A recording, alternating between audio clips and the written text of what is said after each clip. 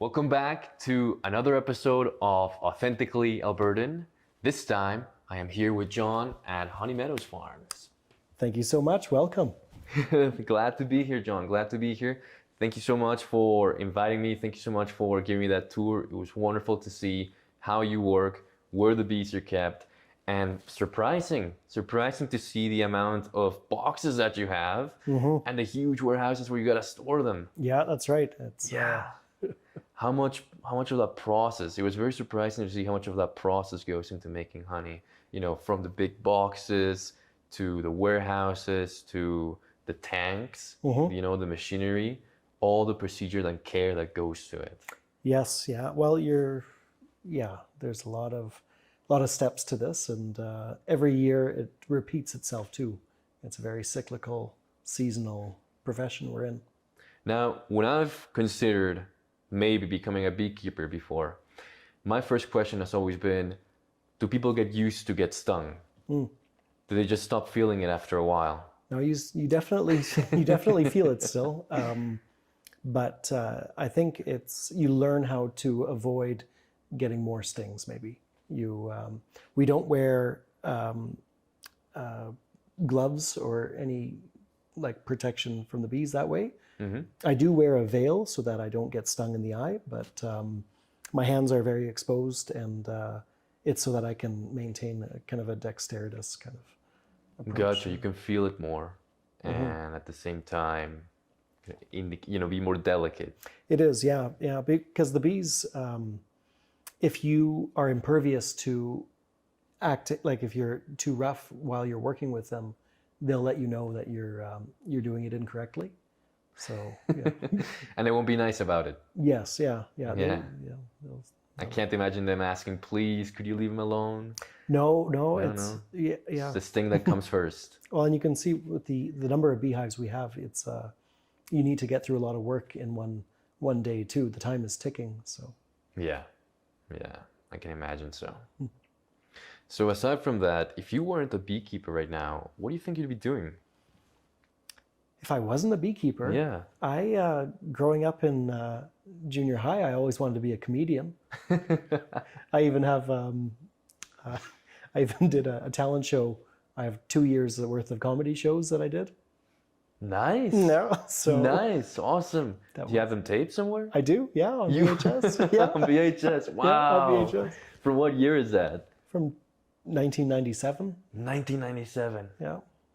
Wow, but that's dedication, keeping them around and keeping them on VHS. Do you watch them anytime? Occasionally, yeah, but it gets pretty nostalgic when you start pulling up old yearbooks. And what inspired that? That's crazy. Was it too many episodes of Seinfeld? Yes, that, and I think I was just always a social, funny guy. I always enjoyed laughing. Yeah. But it's such a different distinction from beekeeper to comedian. True. Well, yeah, but the bees were always in the business, like the family business. Okay. So we had been doing this ever since I was old enough to crawl, basically. You've always grown up around the bees. Yes. Yeah. And how does that work? Where does that family business start? Well, it began in the Netherlands. We immigrated to Canada when I was about 5 months old.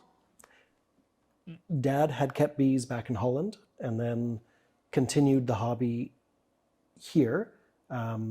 His profession, he's a doctor at the University of Calgary, but then the beekeeping was always his side hobby, his passion. Medical doctor. Wow. Yeah, and then... Okay, even farther distinction from beekeeper to comedian, and we've got doctor and beekeeper. Doctor, beekeeper, and no, it's super... but the beekeeping, it's always been such a neat passion, because even every day, even now, Dad still enjoys going out to the field and just it's for the love of for nature. The love of the bees, observing them. For the love of the bee. And the taste of honey. And the taste of the honey. I can imagine the taste of honey plays a big role. That's true. I would never get tired of it. I feel bad that I haven't offered you any honey yet. Don't worry about it. After the camera. Sounds after good. We're done here. Yeah, we'll get sticky. Yeah. There you go. So he had kept bees in Holland. Yes. And then he brought that hobby over to Canada. Yes. Yeah. Yeah. And then, so when I finished my undergrad, then I went off to work for a company that dealt with trading honey, kind of in the world market. Mm-hmm. And that was a very neat exposure to learning about how different honey in the world is valued and how the demand is, and where, how to ship containers of honey from different parts of the world. And that was a very great experience. And it also brought us to expanding the farm here. Right. Because then when we moved to this property, we decided to just to build it bigger and better. And then I recently returned back to school for an MBA, and now, now we're And what post-secondary did you go to? at University of Calgary. University of Calgary. And what's the official title for the MBA? Oh, just MBA. Oh, nice. Yeah. Yeah. But that's great that it came in handy. One of my questions whenever I ask entrepreneurs is, did you go to post-secondary? And my follow-up to that is, how does what you learn there apply to what you do right now? That's true. That's right. It is, I think with the internet, you can learn almost anything online. Like you can, if you're interested in any aspect, I think you can get pretty much the foundation instruction online now. But I think it was the network that it created, and the support system too, because you have like-minded people dealing with issues that that you might not come across if you're not kind of in a similar scenario. I don't know. I always feel that whenever I ask Google a question, there's somebody on Reddit who's answered it 10 years before. Yeah, that's right too. Yeah, it's no, but it's but I think but it's a community. You've got a good point. It's a community that you build there, the connections and the networking that you just wouldn't be able to get online. It's different. Correct. Yeah. And I think bees, I consider myself a very social creature too, and I think bees are very similar. And it's kind of you learn from each other too. So. Yeah, you keep your network there. Yeah. When it came down to inheriting this hobby, who was your mentor? Oh, mentors have they've taken on many different forms. Different forms, yeah. I definitely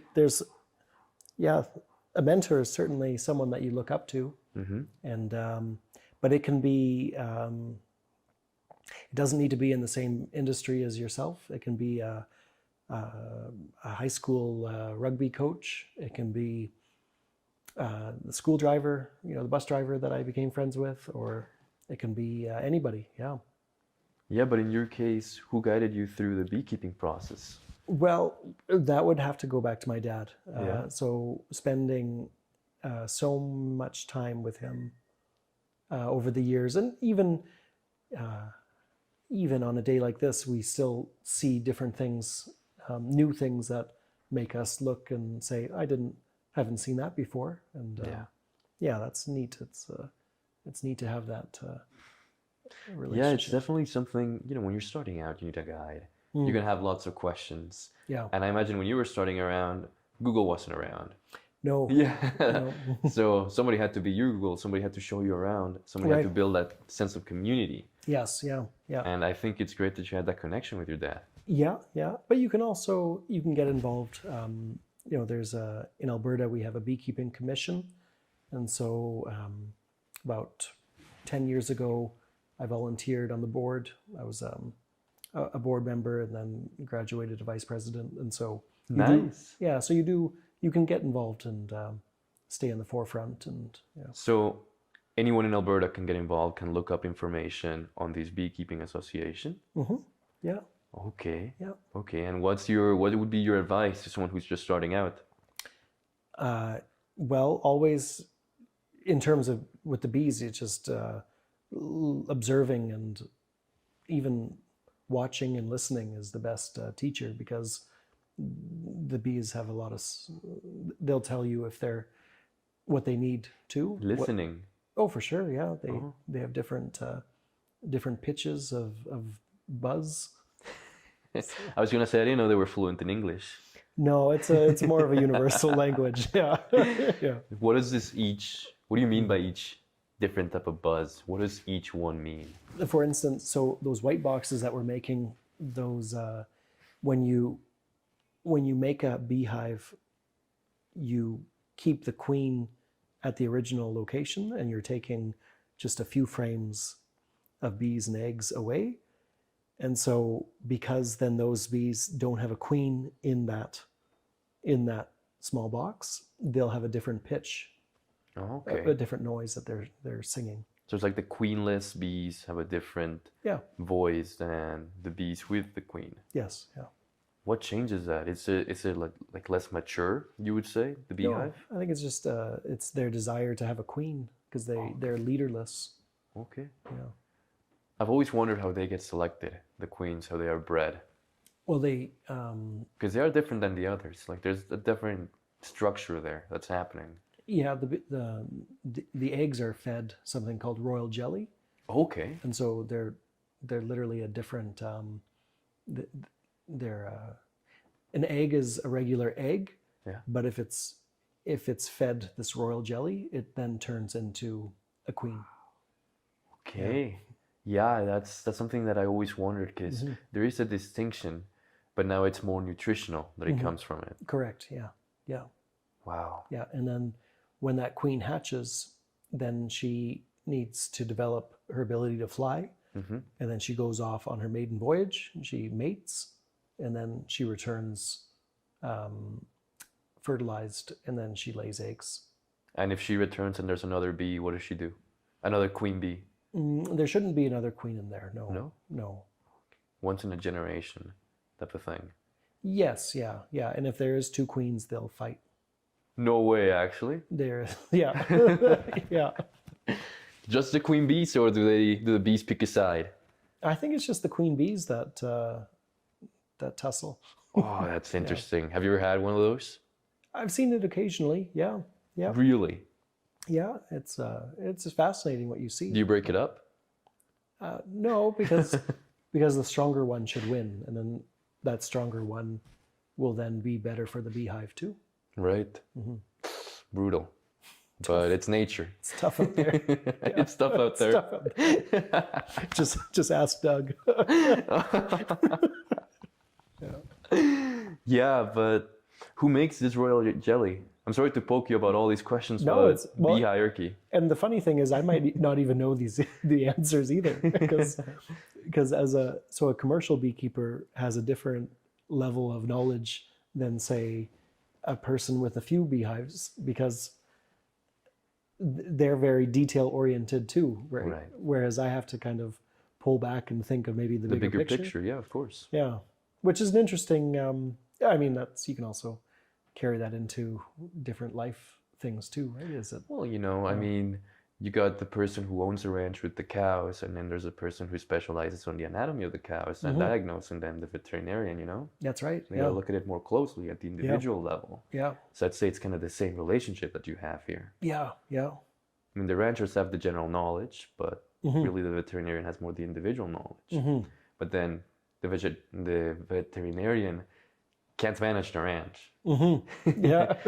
So it's a different relationship there. Yeah. But I'm glad you're answering all my bee questions. They're fascinating, fascinating creatures, and it's great that we've built this relationship with them throughout the years. We've been able to domesticate them. Yes. Yeah. Yeah.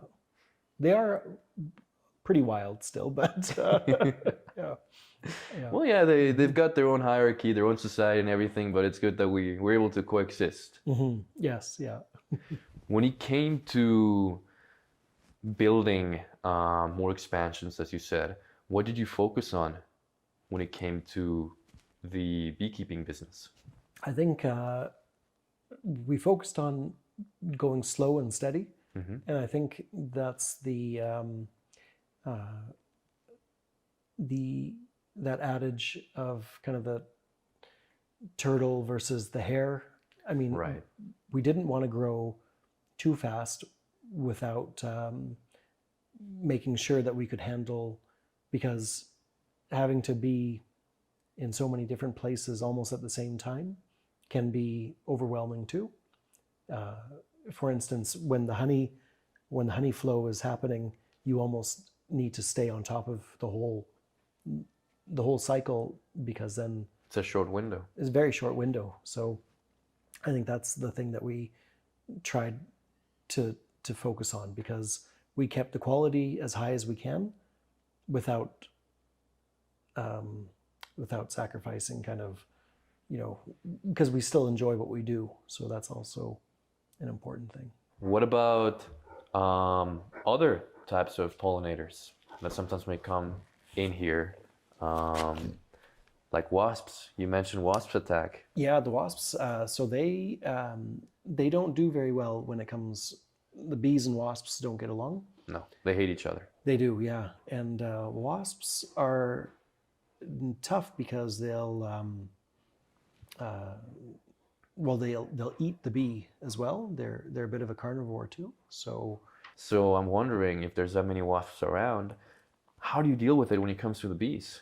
you can reduce the size of the entrance. And so what you can do is then put an entrance reducer in the entrance to the beehive. Okay. And then you can then force the wasps to only go in through a smaller door. Yeah. And then the bees can guard that door Ah, a bit okay. better. Gotcha. So That's- it's more of a structural kind of defense. Yeah, but that's it. They also leave a scent, the wasps. I know that when you kill them, they leave a scent, and that's kind of like a mark for others to come and check it out. Yeah, it is. They are crazy. They are crazy. That would be an interesting documentary to watch. Yeah.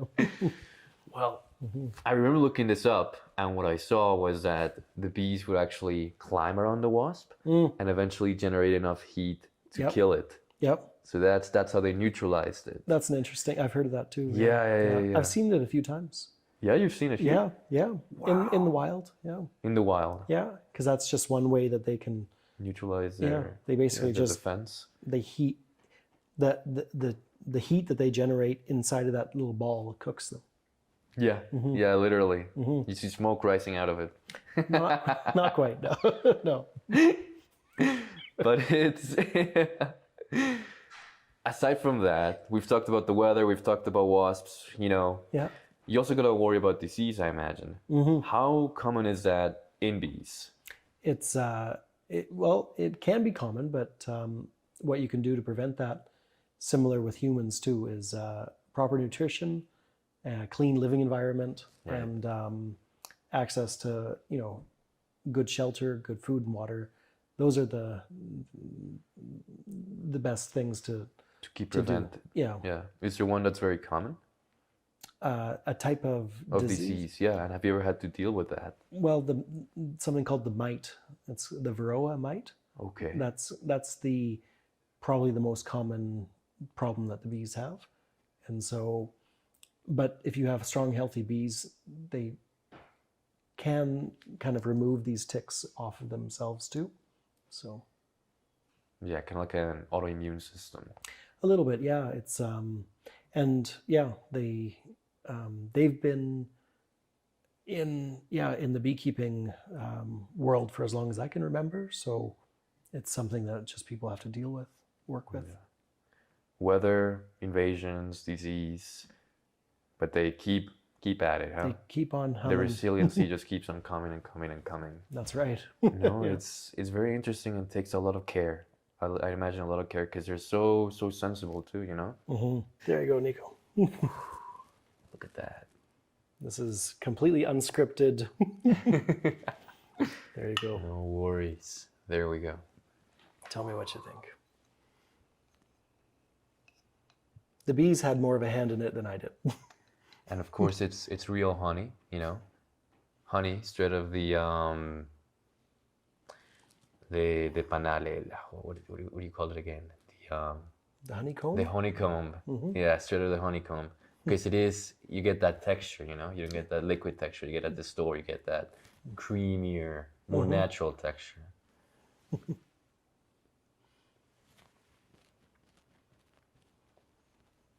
It's pretty good. And on a day like this, it doesn't miss. Not so bad, yeah. No, it's great. Thank you so much. Here, would you like to take a scoop? Oh yeah. The whole thing. The whole thing.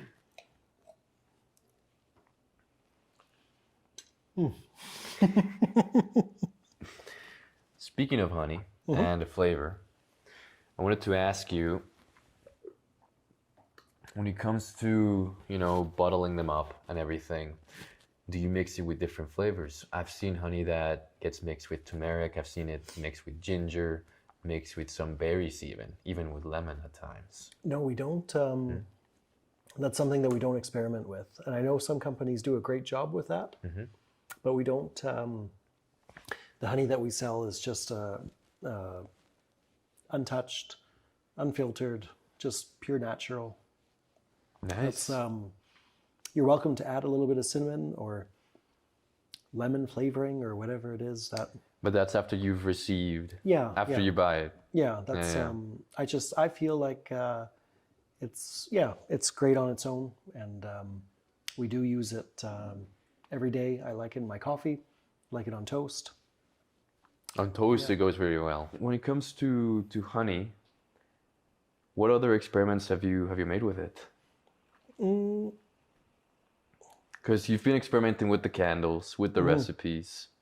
It's What else have you played around with? well, I want to know more about your ingenuity. there's one idea I had, and so you know how. So in this scenario where I shared from the jar of honey, right, and we each had to use a spoon, right, to keep it separate. Yeah. If you imagine, if you're in a coffee shop and you want a dab of honey, you can either get it in one of those little sealable bags, Right. or choose, sugar or another sweetener, but one that's not honey. So my idea was to create something called a honey cube. And so instead of a sugar cube, you have a honey cube.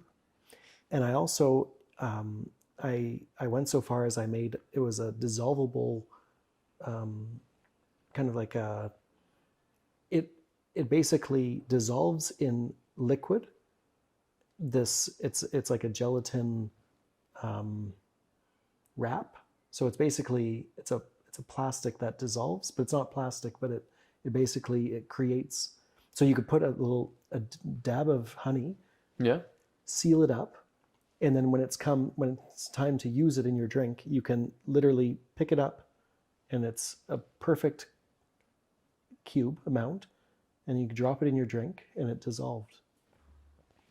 And so I made them, but we never went commercial with it because I think that's a pretty tricky thing Pretty to niche. actually. Yeah. Yeah, it's a niche demand. But if you search it, it did actually come about. So there is something Someone out there kind of, but came out with it.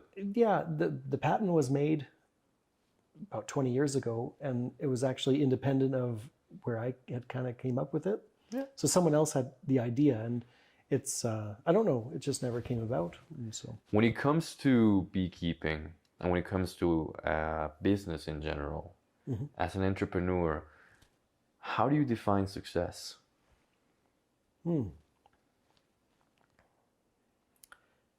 That is a great question. I think it comes different for everybody. Yeah. I think, but if you're doing something that you enjoy, and if it means that you get to spend time with your family too, and if you're happy with the end result too, that's also an important indicator. I think those are all kind of items that kind of result in what a successful day or year looks like. So, but I think, yeah, being able to smile and laugh and enjoy some good things too. That's not a bad thing. Yeah, keep going with days, and like you said, treat it as something to enjoy, not keep it in your head all that much, because otherwise you'll get bored of it or you'll get frustrated with it, and still be able to experiment, to go out, to try different new things, and maintain it. Yeah. It's a passion for sure, and it's something that requires a lot of care. And things that require a lot of care are always worth it. That's right. I find. Yeah. When it comes to the future of beekeeping in Alberta, you're the part of this association. Where do you see it going? Have you seen more people register into beekeeping since you became vice president, you said? I think it's certainly kept growing in terms of popularity, but I think people are aware that it's challenging too. Yeah. And so there's a little bit of a balance of, realizing the reality of how difficult something is, but also understanding that it's so important to the environment and to the ecosystem that we have here. Of course, and then realizing that it's a discipline. And discipline is hard. You need to build a habit for it to work. Yeah, that's right. You just don't get up at 7 every day, 6 days a week to come and gather the honey, all that. What does your daily routine entail? Like, what do you do from 7 to 5? Well, between 7 till 10, we're spinning the honey out. Okay. 10 to 10:30, we're drinking coffee. And then we start the machines up again, and then the trucks head to the field, and then we're out in the field harvesting until about 5. What does this harvesting look like? You're basically taking boxes of honey and replacing them with empty boxes. And all the bees are just swarming all the time. Yeah. Imagine that. Oh yeah. Imagine building a habit out of that. So you got a bunch of what? What'd you say that there's in your average beehive that you have? How much bees? About 1,000? 500? No, it would be between 50 to 100,000. 50 to 100,000. So Yeah. you got 50 to 100,000 bees swarming all around you every day. Every day. No, that's crazy. When you put it like that, when you actually sit down, like honey's great. I love honey. Yeah. But to actually put myself in your shoes, wake up at 7, be swarmed by 50,000 bees, which may or may not sting me, Yeah. that is something else. That's true. But it's definitely something you should be proud of, because you. it takes a lot of effort and a lot of again, being resilient with it. For the nearest future, this season, what are your plans for it? Just getting ready for another similar year. Another summer? This rain is very promising because we've had we've been in a bit of a drought for the last 5 years. Yeah. Well, this winter was very dry. Yeah. Yeah, this winter it didn't snow that much, but I'm glad that we're getting some rain now. Correct. Yeah. Rather than snow before, Yeah. if that makes any sense. That's right. Yeah. No, but it's exciting because the farmers have, I think, pretty much finished seeding, and the rain is coming at a great time. So Yeah. that's super exciting. More flowers, more activity this summer we'll have. Definitely something to look forward to. Yeah, that's right. So this is flowering cherry tree. Yeah. And you can see the importance of having bees here. It's because when you're standing in the middle, you'll see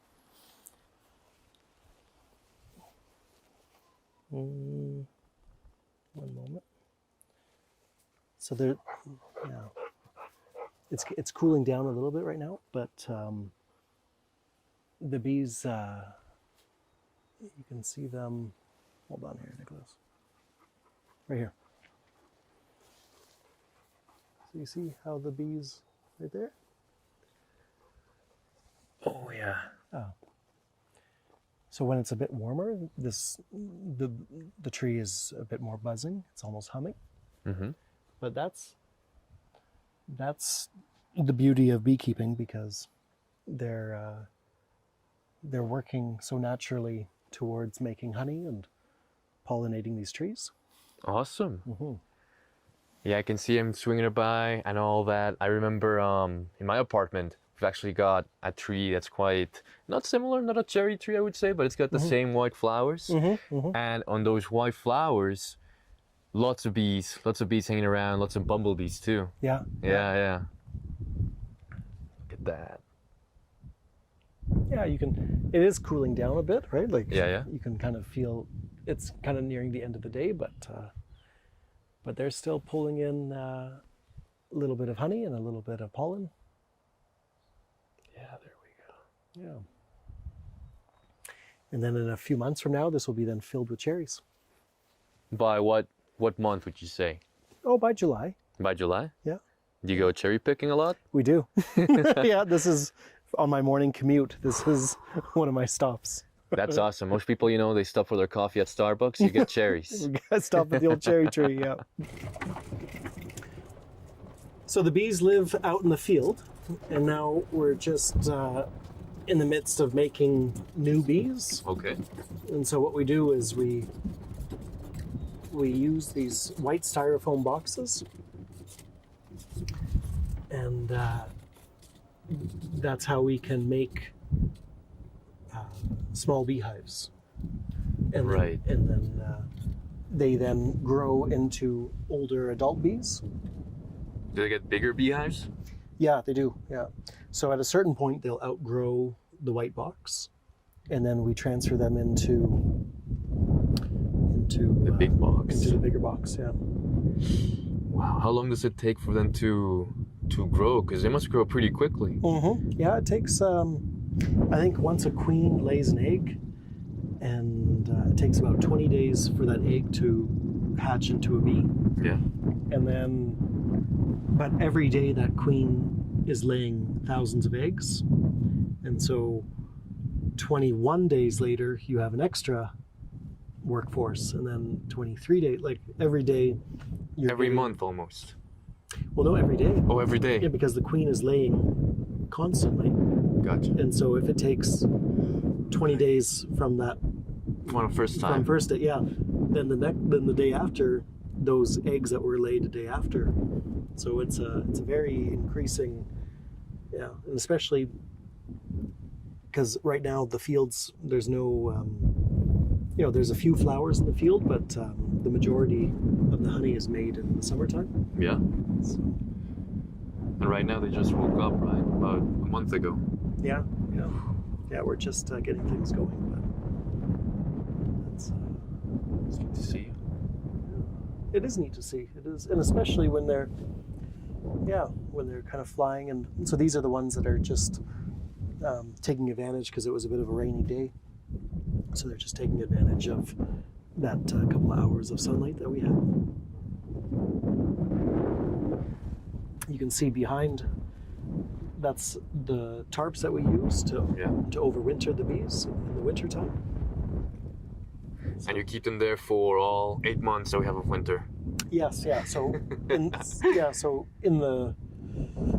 it starts getting cold, we wrap them up because, like, even right now it feels a little cool. So this one is actively flying, and they're going in, and we like to use different colors so that they can remember then which one is their home. Right. So this one is in the purple home and then the yellow home. Yeah.